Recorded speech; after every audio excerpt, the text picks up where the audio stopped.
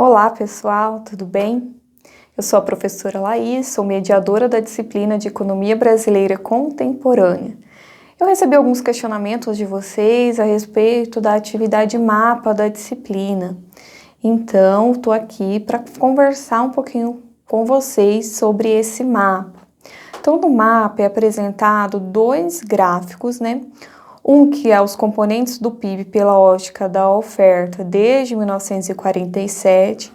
Então, nesse gráfico, nós temos lá a indústria total, o agronegócio e os serviços, né? Ou seja, que através da somatória disso tudo, a gente tem, então, um componente do PIB pela ótica da oferta. Então, nós temos lá desde 1947 até o ano de 2016.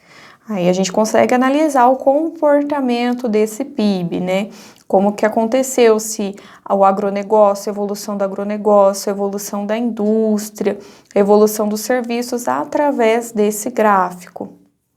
E depois nós temos também um gráfico onde estão os componentes do setor industrial e a indústria total desde 1947. Então, nós também temos lá nesse gráfico, a indústria total, a indústria de transformação, a indústria de construção civil e a indústria extrativa. Então, aí a gente consegue ver o comportamento desses setores, né? Desses fatores, desses setores industriais de 1947 até o ano de 2016. A forma que esses componentes do setor industrial se ocorreu, né? E se houve aumento ou não, né? Em que ano que aumentou, como que foi a evolução e qual foram os componentes dessa indústria que tiveram evolução ou não. Dito isso, nós temos então o mapa, atividade mapa, que vai estar pedindo para vocês responderem algumas perguntas. A primeira dela é qual o nome dado ao processo de industrialização que ocorreu no Brasil, que se estende de 1930 até 1960. Então, qual que é o nome desse fenômeno? Qual que foi o que aconteceu nesse ano de 1930 a 1960, que aconteceu a industrialização no Brasil? Qual foi o nome desse processo?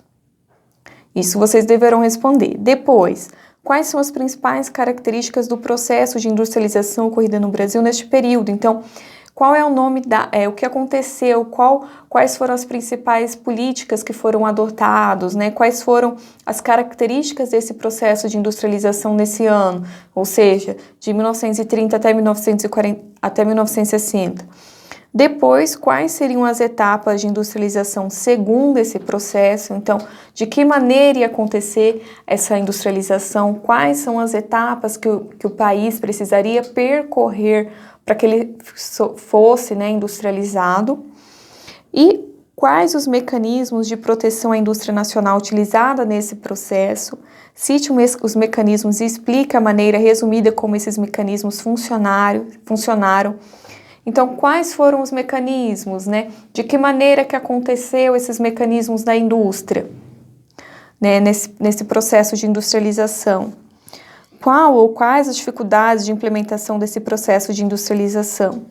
Elenque cada uma das dificuldades enfrentadas e explique resumidamente cada uma delas. Então, quais foram as dificuldades para a implementação desse processo de industrialização no país, né? O que aconteceu nesse período que dificultou o processo de industrialização no país? E qual seria o papel da agricultura? Então, a agricultura tem algum papel no processo de industrialização de 1930 a 1960? Ela é importante de alguma forma? Se sim, de que maneira? Entre 1956 e 1961, houve um plano que pode ser considerado o ápice do processo de industrialização do Brasil? Qual é esse plano e quais suas principais características? Então, novamente, pesquise lá o que aconteceu nesse período de 56 a 61. Houve alguma coisa que modificou o plano de industrialização no Brasil nesse período? Quais foram os problemas deixados por esse plano aplicados nos anos de 56 e 61?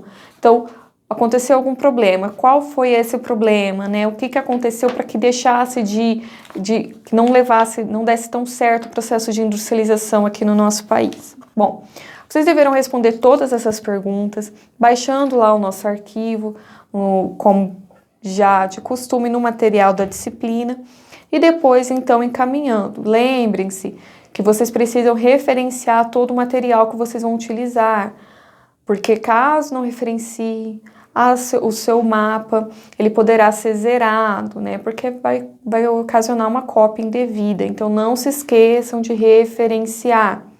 Outra coisa, pessoal, as dúvidas que vocês ainda tiverem podem encaminhar o quanto antes para que eu possa ajudar vocês. Mas do mais, pesquisem, tem diversos materiais, no livro de vocês vai ajudar bastante na resolução desse mapa. Nós temos também diversos livros na biblioteca Pearson, na minha biblioteca, que vai ajudar muito no desenvolvimento desse mapa de vocês. E é isso aí, obrigado e até mais.